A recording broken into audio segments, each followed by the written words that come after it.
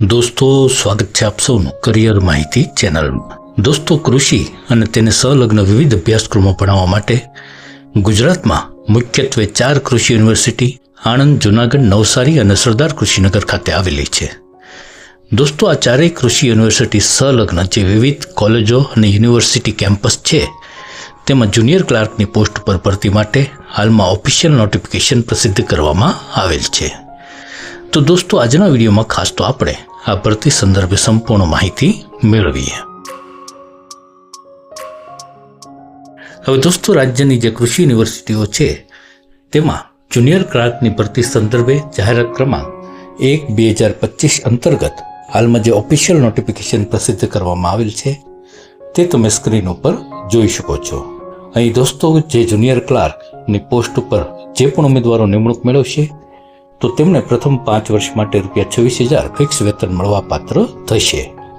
5 વર્ષને અંતે ઉમેદવારની સેવા સંતોષકારક જણાયથી ઉમેદવારને ₹19,900 થી ₹63,200 સ્કેલમાં પગાર ધોરણ મળવા પાત્ર થશે. હવે દોસ્તો, અહીં આપણે વેકેન્સીની માહિતી મેળવીએ તો અહીં જે ચારેય કૃષિ યુનિવર્સિટીઓ છે તે ચારેય કૃષિ યુનિવર્સિટીઓ ખાતે અલગ અલગ જગ્યાઓ ખાલી છે.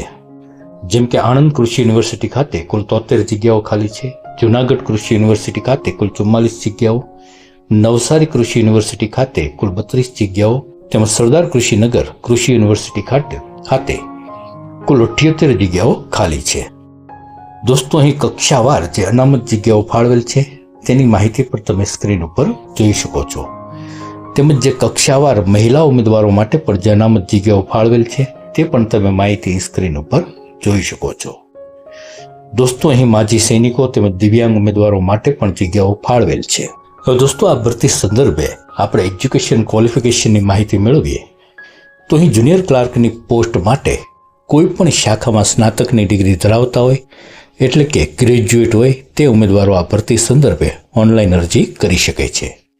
અહીં ગુજરાત મુલકી સેવા વર્ગીકરણ અને ભરતી નિયમ અનુસાર ઉમેદવાર કોમ્પ્યુટરના ઉપયોગ અંગેની પાયાની જાણકારી ધરાવતો હોવો જોઈએ. તેમજ ઉમેદવારને ગુજરાતી અથવા હિન્દી અથવા બંને ભાષાની જાણકારી પણ હોવી જરૂરી છે. હવે દોસ્તો, આપણે એજ લિમિટની માહિતી મેળવીએ તો આ ભરતી સંદર્ભે તારીખ 11 ઓગસ્ટ 2025ના રોજ ઉમેદવારની વય 20 થી 35 વર્ષ હોવી જરૂરી છે. અહીં ઉપલી વયમાં સરકારશ્રીના નિયમ અનુસાર ઉમેદવારોને છૂટછાટ પણ મળવા પાત્ર થશે.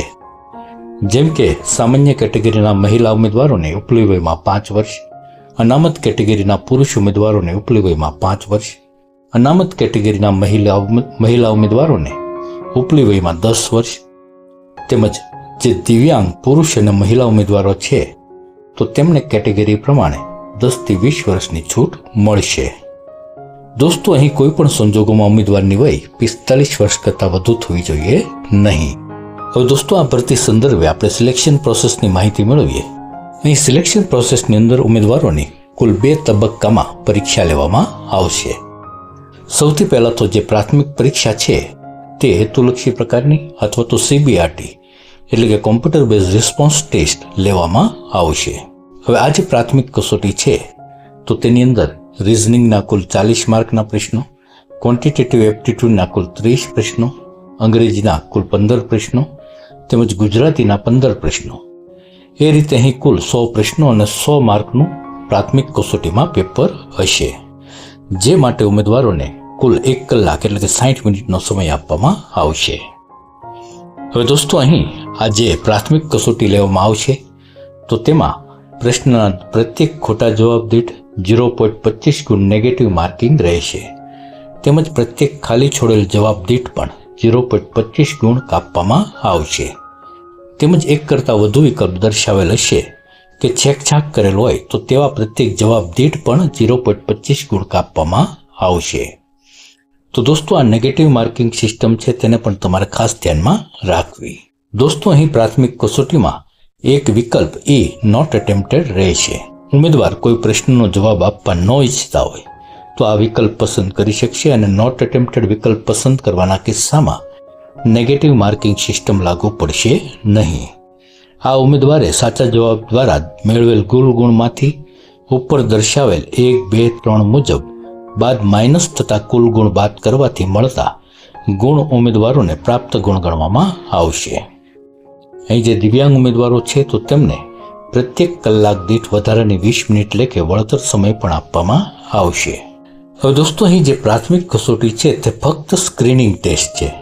આ પ્રાથમિક કસોટી છે તેમાં ઉમેદવારે મેળવેલ ગુણને આધારે ઉમેદવારોની પસંદગી યાદી તૈયાર થશે અને એ પસંદગી યાદીમાં સમાવિષ્ટ ઉમેદવારોને આગળ ઉપર જે મુખ્ય લેખિત કસોટી છે તેની માટે બોલાવવામાં આવશે. હવે દોસ્તો, તમારે પણ જો મુખ્ય કસોટી માટે તમારે સિલેક્શન તમારું થાય એવું તમે ઈચ્છતા હો તો તમારે પ્રાથમિક કસોટીમાં લઘુત્તમ લાયકી ધોરણ જેમ કે બિન અનામત, સામાજિક શૈક્ષણિક પછાત વર્ગ, આર્થિક રીતે નબળા વર્ગ માટે 50% ગુણ, અનુસૂચિત જાતિ, અનુસૂચિત જનજાતિ, દિવ્યાંગ અને માજી સૈનિકો માટે 40% ગુણ ઉમેદવારોએ ફરજિયાત મેળવવાના રહેશે. એટલે કે આટલા ગુણ અથવા તો વધુ ગુણ જે ઉમેદવારોએ મેળવેલ છે તો તે ઉમેદવારોને બીજા તબક્કાની જે મુખ્ય કસોટી છે તેની માટે લાયક ગણવામાં આવશે. તો દોસ્તો, આ પણ બાબત તમારે ખાસ ધ્યાનમાં રાખવી. હવે આગળ ઉપર જે મુખ્ય કસોટી લેવામાં આવશે તો મુખ્ય કસોટી પણ OMR એટલે કે હેતુલક્ષી પ્રકારની અથવા તો CBRT એટલે કે કોમ્પ્યુટર બેઝ રિસ્પોન્સ ટેસ્ટ લેવામાં આવશે. મુખ્ય કસોટીના અભ્યાસક્રમની આપણે વાત કરીએ તો પરીક્ષામાં ગુજરાતીના કુલ 20 પ્રશ્નો, અંગ્રેજીના કુલ 20 પ્રશ્નો, polity, public administration, RTI, CPS અને PCA તેના કુલ 30 પ્રશ્નો, હિસ્ટ્રી, જિયોગ્રાફી, કલ્ચર, હેરિટેજ તેના કુલ 30 પ્રશ્નો, economics, environment, science and technology તો તેના કુલ 30 પ્રશ્નો, current affairs end current affairs with reasoning તેના કુલ 30 પ્રશ્નો તેમજ રિઝનિંગના કુલ 40 પ્રશ્નો. એ રીતે અહીં કુલ 200 પ્રશ્નો અને 200 માર્કની આ મુખ્ય લેખિત કસોટી લેવામાં આવશે. દોસ્તો, આ મુખ્ય લેખિત કસોટી માટે ઉમેદવારોને 120 મિનિટ એટલે કે 2 કલાકનો સમય આપવામાં આવશે. અહીં મુખ્ય લેખિત કસોટી છે તેમાં પણ નેગેટિવ માર્કિંગ સિસ્ટમ સેમ જે રીતે પ્રાથમિક કસોટીમાં રાખવામાં આવેલ હતી તે જ રીતે રહેશે. દોસ્તો, મુખ્ય લેખિત કસોટીમાં પણ તમારે આ બાબત ખાસ ધ્યાનમાં રાખવી. અહીં મુખ્ય લેખિત કસોટી છે તો તેના મેરિટને આધારે આગળ ઉપર જગ્યાના 3 ગણા ઉમેદવારો છે તેના ડોક્યુમેન્ટ વેરિફિકેશન માટે બોલાવવામાં આવશે. તો દોસ્તો, આ પણ બાબત તમારે ખાસ ધ્યાનમાં રાખવી. હવે દોસ્તો, અહીં આપણે અરજી ફીની માહિતી મેળવીએ તો અહીં ઓનલાઈન અરજી સમયે જે બિન અનામત વર્ગના પુરુષ મહિલા ઉમેદવારો છે તો તેમણે ₹1000 પ્લસ બેંક ટ્રાન્ઝેક્શન ચાર્જીસ જે કાંઈ થાય તે ફી ઓનલાઈન અરજી સમયે ભરવાની રહેશે. તેમજ અનામત વર્ગના જે પુરુષ અને મહિલા ઉમેદવારો છે તો તેમણે ₹250 fee plus bank transaction charges જે કાંઈ લાગુ પડે તે ફી ઓનલાઈન અરજી સમયે ભરવાની રહેશે. દિવ્યાંગ ઉમેદવારો માટે પણ ₹250 ફી રહેશે. તેમજ માજી સૈનિકો છે તો તેમને અહીં ઓનલાઈન અરજી સમયે કોઈ પણ ફી ભરવાની રહેશે નહીં.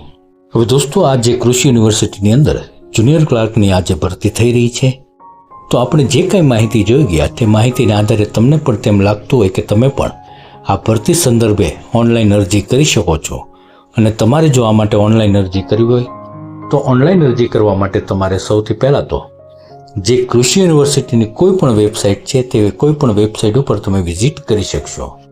અહીં વેબસાઇટ આપેલ છે www.aau.in, www.jau.in, www.nau.in તેમજ www.stau.edu.in. તો દોસ્તો, આ ચારેય યુનિવર્સિટીની જે વેબસાઇટ છે તેની લિંક પણ મેં નીચે ડિસ્ક્રિપ્શનમાં મૂકેલ છે. ત્યાં ક્લિક કરીને પણ તમે સીધા જ આ વેબસાઇટની વિઝિટ કરી શકશો.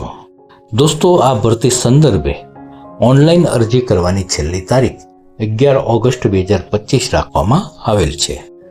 તો દોસ્તો, આ તારીખ છે તેને પણ તમારે ખાસ ધ્યાનમાં રાખવાની રહેશે. તો દોસ્તો, આશા છે કે હાલમાં રાજ્યની જે અલગ અલગ કૃષિ યુનિવર્સિટીઓ છે તેની અંદર જુનિયર ક્લાર્કની પોસ્ટ ઉપર ભરતી માટે જે ઓફિશિયલ નોટિફિકેશન પબ્લિશ કરવામાં આવેલ છે તો તેની અગત્યની તમામ માહિતી તમને આજના વિડીયોના માધ્યમથી મળી ગઈ છે. દોસ્તો, આવી જ અગત્યની કારકિર્દીલક્ષી માહિતી મેળવવા માટે ચેનલને જો સબસ્ક્રાઇબ ન કરી હોય તો સબસ્ક્રાઇબ જરૂર કરી દેજો. માહિતીને લાઇક અને શેર પણ કરી દેજો. તો દોસ્તો, ફરી પાછા આવી જ અગત્યની કારકિર્દીલક્ષી માહિતી સાથે મળીએ. ત્યાં સુધી રજા આપશો. જય હિન્દ, વંદે માતરમ. હંમેશા ખુશ અને હેલ્ધી રહો એવી ઈશ્વરને પ્રાર્થના.